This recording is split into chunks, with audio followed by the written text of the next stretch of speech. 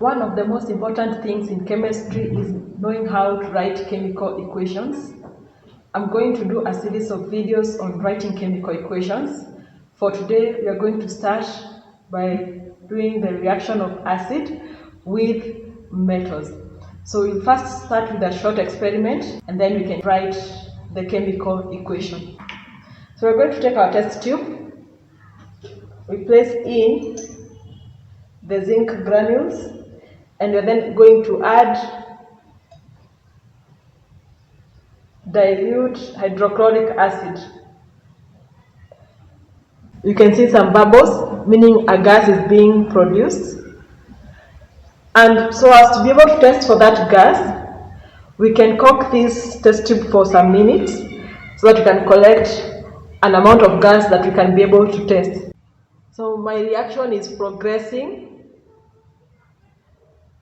and we can see more bubbles coming out. This is also called effervescence or fizzing.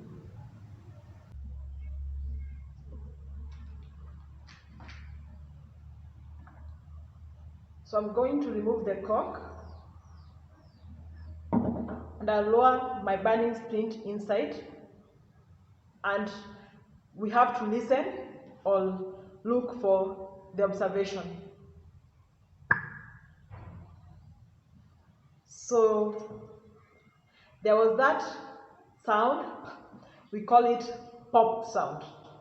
And the only gas that produces a pop sound is hydrogen gas. From the experiment, we used hydrochloric acid. We reacted it with zinc metal, and you get a salt. The salt is called zinc chloride,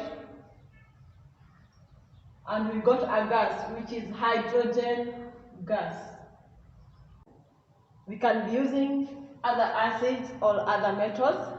So the general formula for reaction of acid with metals is an acid reacted with a metal, you get a salt and hydrogen gas. So any acid that you use, you react with any metal, you're going to get a salt and hydrogen gas. An example of another acid that you can use is sulfuric acid, also called sulfuric 6 acid. You could react it with a metal, for example, magnesium, and you would get a salt. The salt is magnesium sulfate, and the other product is hydrogen gas. In this reaction, what happens is sulfuric acid is written as H2SO4, and we are reacting with magnesium. So the metal usually replaces the hydrogen part, so that we are going to get magnesium sulfate, and then the hydrogen replaced is what is going to form the hydrogen gas. Therefore, when we are naming the salt will usually have two names.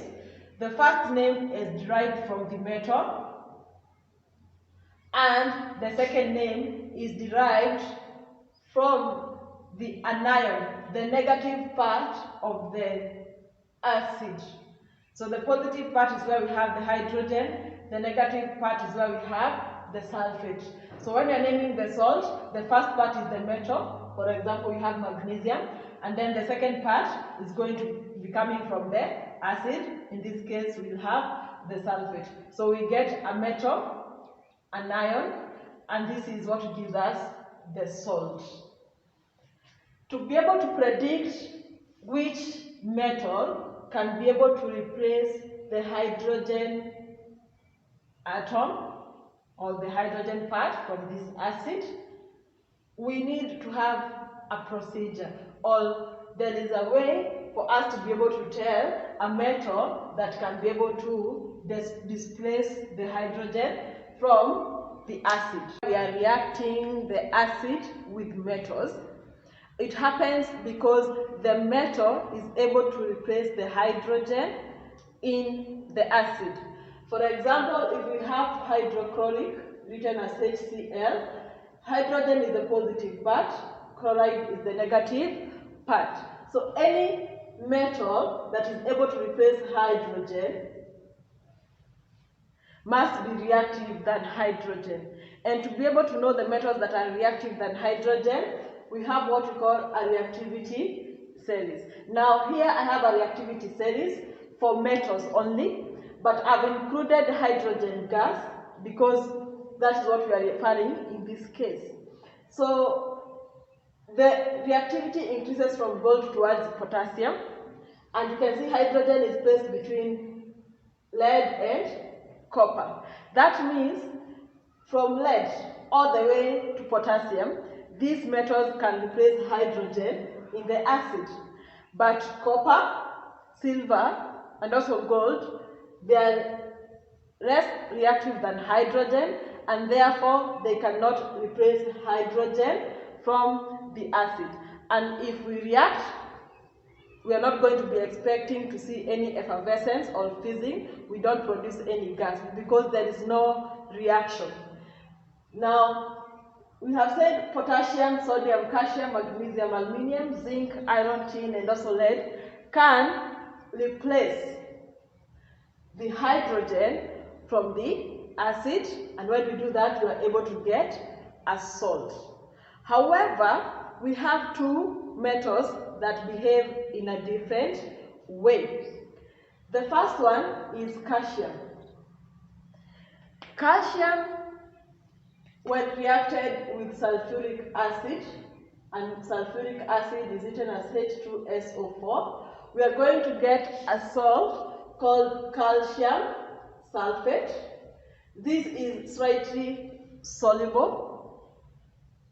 So what happens is when the reaction starts, calcium sulfate is formed, and it forms an insoluble coating that prevents further reaction. So if you are reacting calcium and sulfuric acid, the reaction will start and it will immediately stop because we will have formed calcium sulfate, and this is going to form a coating over the remaining calcium metal, and therefore the process cannot continue because of this insoluble coating of calcium sulfate that is formed. Another metal that is important to also note in this case is lead. If you react lead with hydrochloric acid, also written as HCl, lead is going to displace hydrogen to give lead chloride, and immediately the reaction is going to stop because this forms an insoluble coating that will prevent further reaction. Another scenario is where you react lead with sulfuric acid, written as H2SO4. Lead is going to displace hydrogen to give lead sulfate, and this is also insoluble, so it forms an insoluble coating which prevents further reaction because it is going to coat the lead metal. So calcium and lead behave differently in that the reaction will start and stop almost immediately because of this formation of insoluble coatings.